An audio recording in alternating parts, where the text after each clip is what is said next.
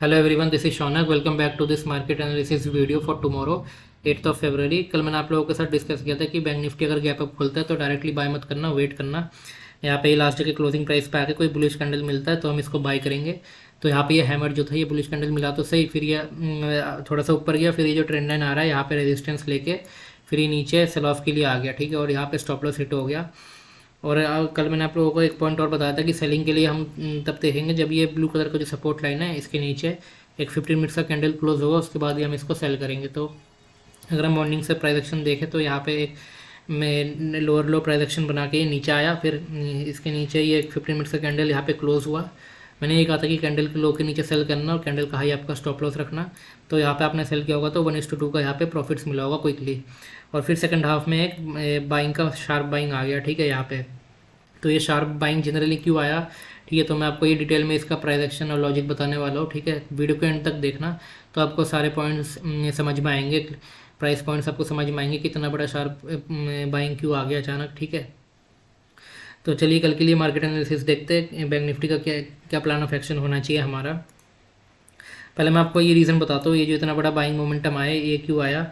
Generally आप यहाँ पे जो था ना, यहाँ पे एक डिमांड जोन था, ठीक है। ये जो एरिया था यहाँ पे एक डिमांड जोन था और यहाँ पे एक फिबोनाची का भी लेवल है बैंक निफ्टी का, ठीक है। तो फिबोनाची का जो लेवल है उसको रेस्पेक्ट करके बैंक निफ्टी ने ऊपर एक बाइंग का मोमेंटम दिया। तो अगर मैं आपके लिए ये लेवल ड्रॉ करूँ फिबोनाची का, तो एक सेकंड मैं आपको ड्रॉ करके दिखाता हूँ तो आपको क्लियरली समझ में आएगा, ठीक है। यहाँ पे आप देख सकते हो, यहाँ से जो लो था, स्विंग लो था, यहाँ से लेके ये हाई तक, यहाँ पे 38% का फिबोनाची लेवल था। तो प्राइस यहाँ पे पहले रेजिस्ट करा, ठीक है। यहाँ पे रेंज बनाया, रेंज बना के रेजिस्ट किया, ठीक है। प्रीवियस ट्रेंड अप ट्रेंड था, ठीक है, इसको होल्ड किया। इसका एक इस ट्रेंड का एक करेक्शन हुआ 38%, ठीक है, 38% तक आया। और यहाँ पे एक डिमांड जोन भी था, ठीक है, इस डिमांड जोन था।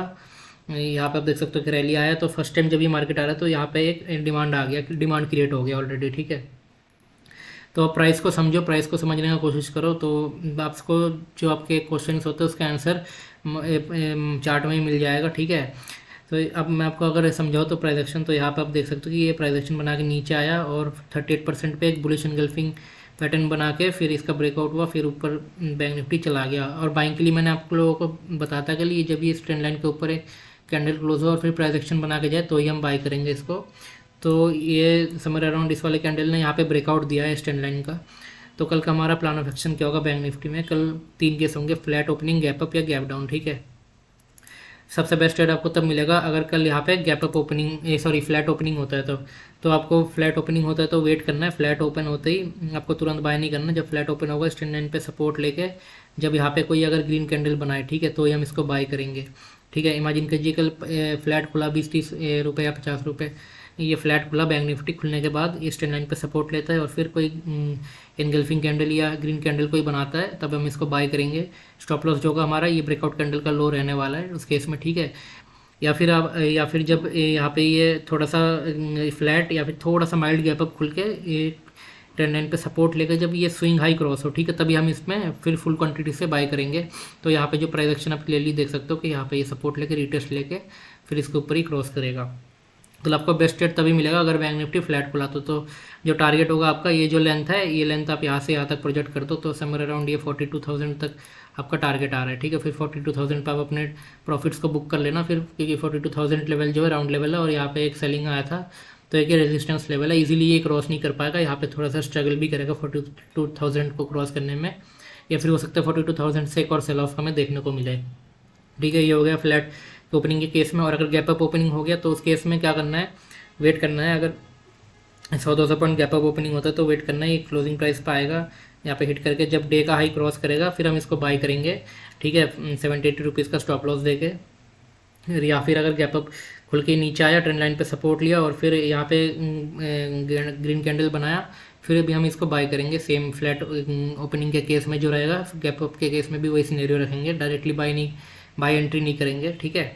यहाँ पे ये सपोर्ट लेके जब निकलेगा फिर हम इसको बाय करेंगे। उस केस में भी आपका स्टॉप लॉस ये स्विंग का लो रहेगा, ठीक है, अगर यहाँ पे आप ग्रीन कैंडल पर बाय करते हो तो। और अगर गैप डाउन ओपनिंग हो गया, ठीक है, ऐसा अगर इमेजिन कीजिए इस लेवल पे ओपन हो गया 41,300 पे, तो उस केस में वेट करना है, एक 15 मिनट्स का कैंडल क्लोज होगा इसके नीचे, फिर हम इसको सेल करेंगे, कैंडल का हाई स्टॉप लॉस रहेगा और यहाँ पे हाफ क्वांटिटी सेल करेंगे, ठीक है। Half quantity in the sense अगर आप 100 क्वांटिटी सेल करते हो तो यहाँ पे आप 50 क्वांटिटी ही सेल करना, ठीक है। हाफ क्वांटिटी यहाँ पे हम सेल करेंगे। अगर गैप डाउन खुल गया तो इसके नीचे 15 मिनट्स कैंडल क्लोजिंग के बाद हाफ क्वांटिटी सेल के बाद वेट करना है। फिर इस लो के नीचे जब ये क्रॉस करे, प्राइस एक्शन बना के नीचे आए और इसके नीचे कैंडल क्लोज देगा, 15 मिनट्स का कैंडल क्लोजिंग होगा, तो फिर हम इसको फिर कैंडल का लो जब क्रॉस करेगा तो हम इसमें फुल क्वांटिटी सेल करेंगे और ये स्टॉप लॉस जो होगा ये कैंडल का हाई रहने वाला है उस केस में, ठीक है। फिर नेक्स्ट टारगेट जो आपका होगा, पहला टारगेट आपका ये 4900 होगा। फिर यहाँ पे अगर वेट करके फिर नीचे ब्रेकडाउन देता है तो ये आपको 4600 4500 भी देखने को मिल सकता है कल बैंक निफ्टी में, ठीक है। तो चलिए अब निफ्टी देख लेते हैं एक बार। निफ्टी अगर हम देखें तो आज ये फ्लैट ओपनिंग हुआ, होने के बाद ये ट्रेंड लाइन पे रेजिस्टेंस लेके तुरंत नीचे आ गया। कल मैंने बाइंग के लिए तब बताया था कि निफ्टी में तब बाइंग करना जब एक ग्रीन कैंडल इस ट्रेंड लाइन के ऊपर क्लोज हो, फिर ये प्राइस एक्शन बना के जब जाए तभी बाय करना।